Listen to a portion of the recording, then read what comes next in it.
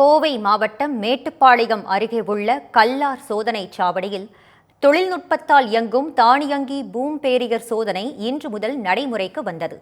இது தொடர்பாக நமது செய்தியாளர் செந்தில்குமார் வழங்கிய கூடுதல் தகவல்களை தற்போது பார்க்கலாம்.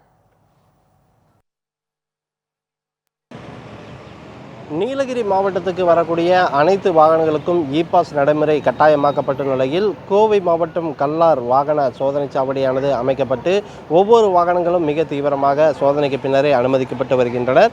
அந்த வகையில் தற்பொழுது இந்த கல்லார் சோதனை சாவடியில் பூம் பேரியர் சிஸ்டமானது அமைக்கப்பட்டு டிஜிட்டல் முறையில் இதனை கண்காணிக்க நீலகிரி மாவட்டமானது நிர்வாகம் ஒரு புதிய முயற்சியை முன்னெடுத்தது.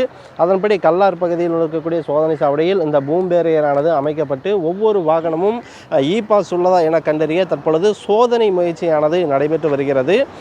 கிட்டத்தட்ட ஒவ்வொரு நாளும் இங்கே வரக்கூடிய வாகனங்களுக்கு இ-பாஸ் உள்ளதா என்பதை கண்டறிய தானியங்கி கேமராக்கள் பொருத்தப்பட்டுள்ளன. அந்த கேமராக்கள் வழியாக வாகனங்கள் ஏற்கனவே அமைக்கப்பட்டிருக்கக்கூடிய அந்த ஃபாஸ்டாக் சிஸ்டம் மூலம் வாகனங்களுக்கு இ-பாஸ் உள்ளதா என கண்டறியப்பட்டு வரக்கூடிய ஒரு திட்டமாக இந்த திட்டமானது செயல்படுத்தப்பட்டுள்ளது. இங்கே இருக்கக்கூடிய கேமராக்கள் மூலம் வாகனங்கள் வரக்கூடிய நம்பர் பிளேட் ஃபாஸ்டாகை அந்த ஸ்கேன் செய்து அந்த டிஸ்பிளேவில், அதாவது இந்த பூம் பேரியர் அருகே இருக்கக்கூடிய டிஸ்பிளேவில் அந்த வாகன எண்களானது காண்பிக்கப்படுகிறது. அந்த எண்கள் மூலம் டேட்டாபேஸ் எடுக்கப்பட்டு காவல்துறை வாகன சோதனை சாவடியிலேயே இந்த சிஸ்டமான அந்த வாகன பதிவுகள் இருக்கக்கூடிய கருவிகளும் பொருத்தப்பட்டுள்ளன. அதன் மூலம் வாகனங்களுக்கு இ-பாஸ் உள்ளதா என கண்டறியப்பட்டு வருகிறது. அது மட்டுமல்லாமல் நீலகிரிக்கு செல்லக்கூடிய ஒவ்வொரு வாகனங்களுக்கும் நீலகிரி மாவட்ட நிர்வாகத்தின் சார்பில் கிரீன் டேக்ஸ் என்ற அந்த பசுமை வரியானதும் வசூலிக்கப்படுகிறது. அந்த வரியும் கூட வாகனங்கள் இருக்கக்கூடிய அந்த ஃபாஸ்டாக் முறையிலேயே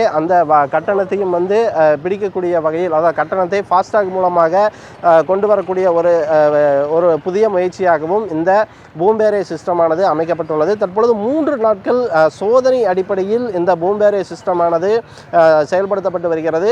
அதற்கு பிறகு இ-பாஸ் மற்றும் இந்த கிரீன் டேக்ஸ் ஆகிய இரண்டும் இந்த ஃபாஸ்டாக் வழியாக வாகன நெரிசலை குறைக்கக்கூடிய ஒரு திட்டமாக இது கொண்டு வரப்பட்டுள்ளது. தற்பொழுது சோதனை முடிந்த பின்னர் எப்பொழுது வேண்டுமானாலும் இது பயன்பாட்டுக்கு கொண்டு வரப்படும் என அதிகாரிகள் தரப்பில் தெரிவிக்கப்பட்டுள்ளது. இதன் மூலம் வருங்காலத்தில் இந்த இ-பாஸ் நடைமுறையினால் போக்குவரத்து நெரிசலானது மிகவும் கட்டுப்படுத்தப்படும் என மாவட்ட நிர்வாகம் தெரிவித்துள்ளது. தமிழ் ஜனம் செய்திகளுக்காக மேட்டுப்பாளையத்திலிருந்து செய்தியாளர் செந்தில்குமார்.